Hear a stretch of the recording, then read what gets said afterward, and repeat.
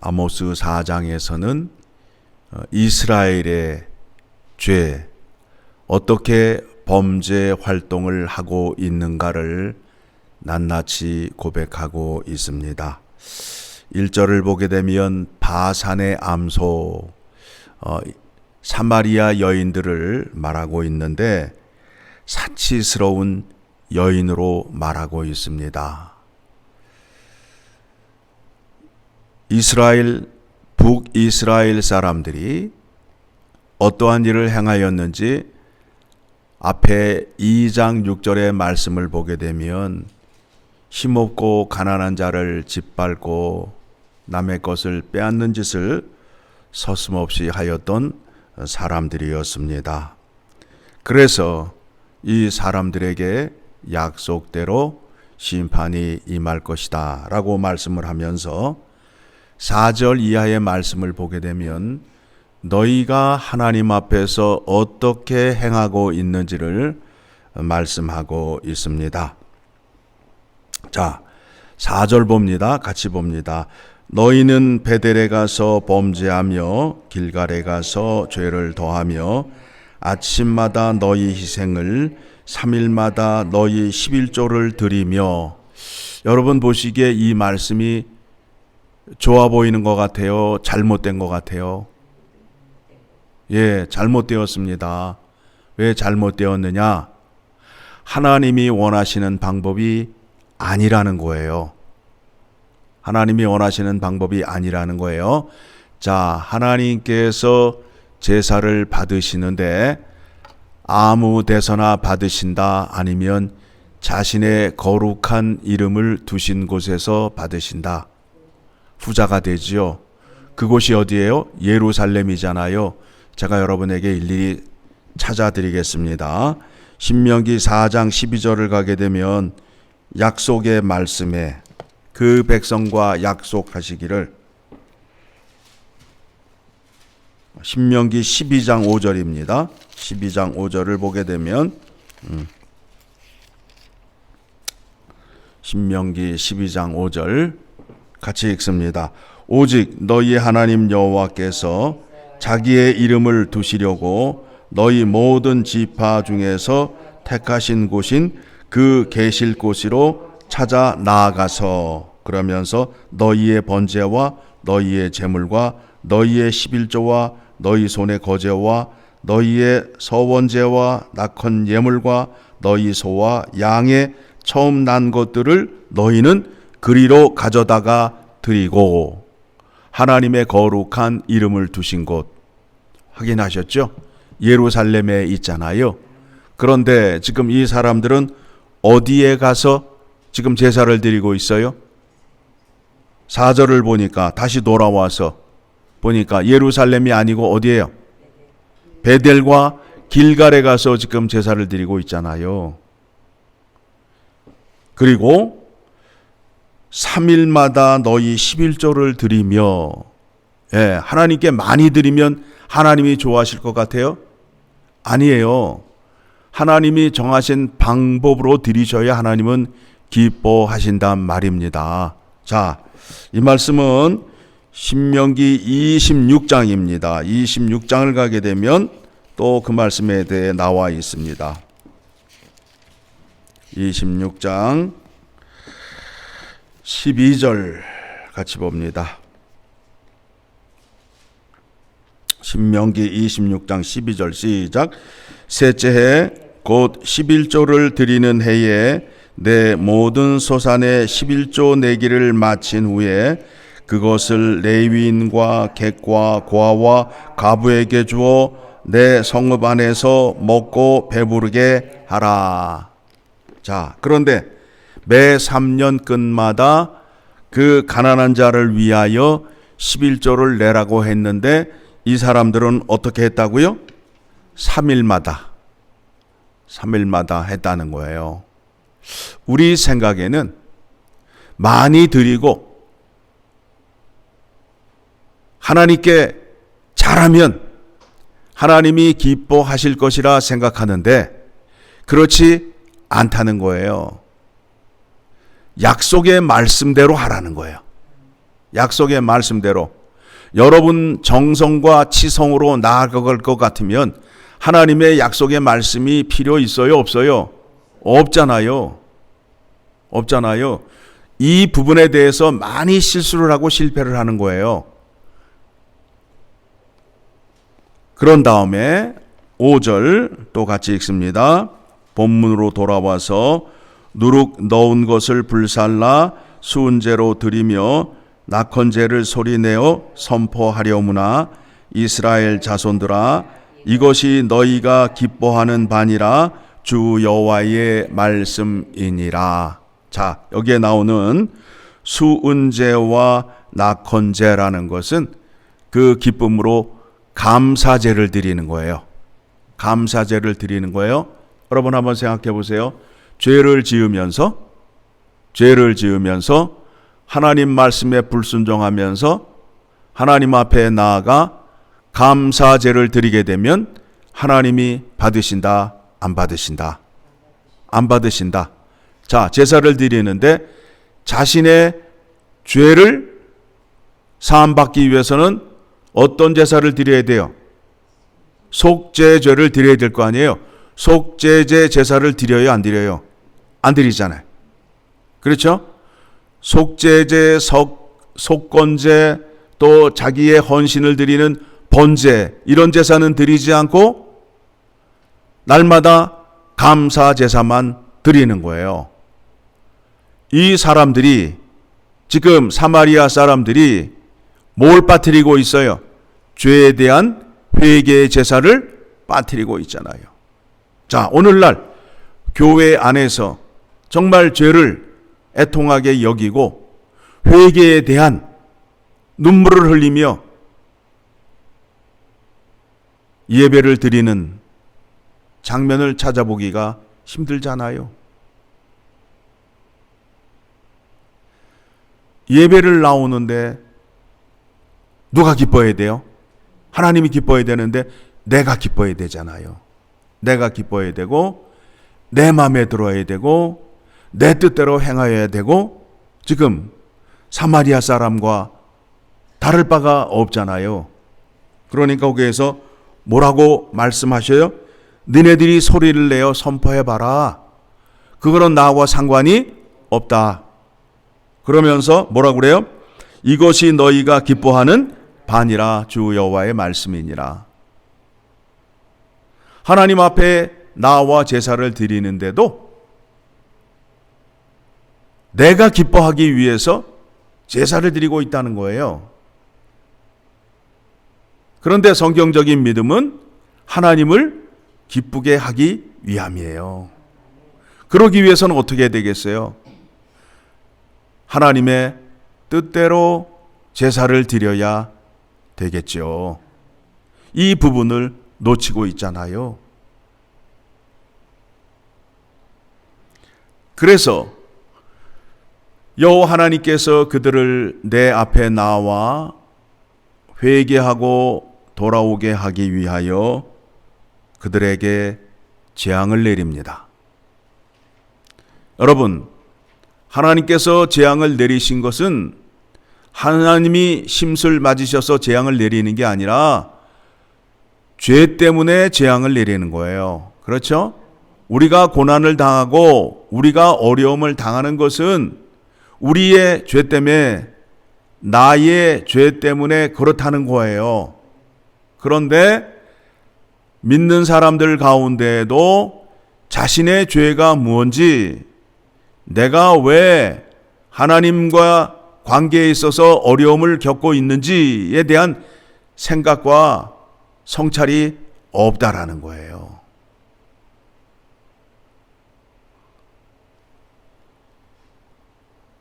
양식이 떨어지게 했어요. 그 백성을 다시 돌아오게 하기 위해서. 그래서 그 표현이 어떤 표현이 있느냐 하면 6절 같이 봅니다.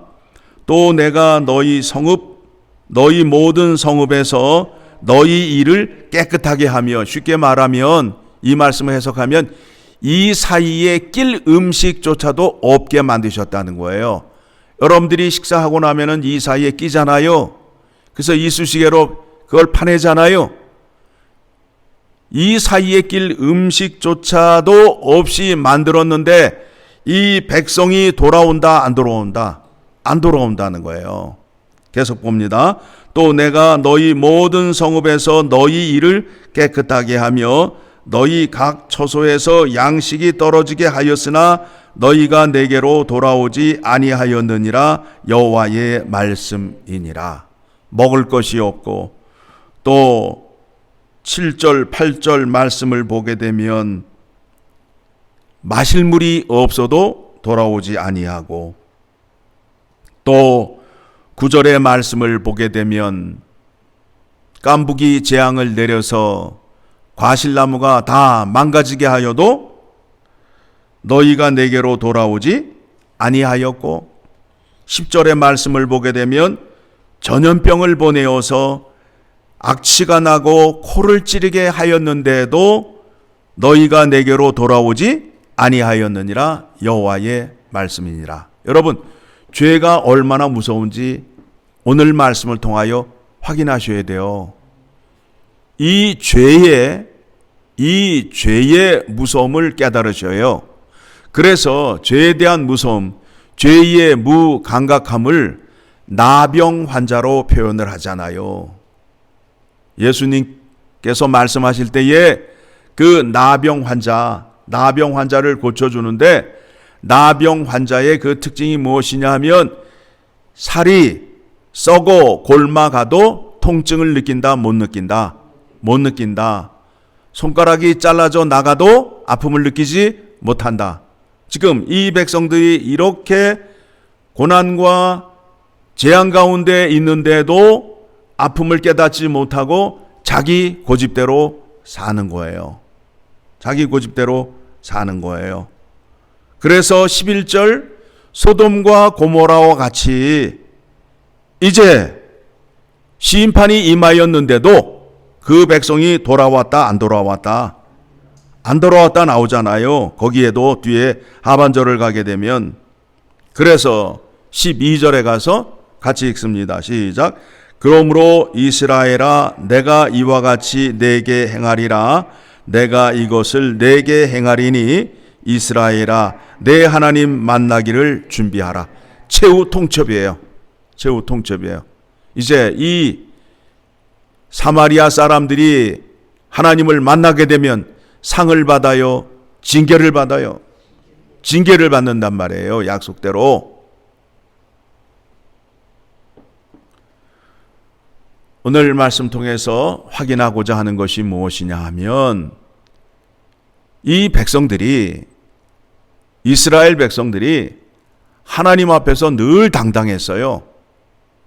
내가 언제 하나님 앞에 제사를 드리지 아니하였나요? 내가 언제 하나님을 사랑하지 아니했나요? 라고 늘 당당하게 했다고요. 그런데 하나님은 뭐라고 그래요? 나는 너와 상관이 없다. 너는 나를 기쁘게 하지 않았다. 왜 그래요?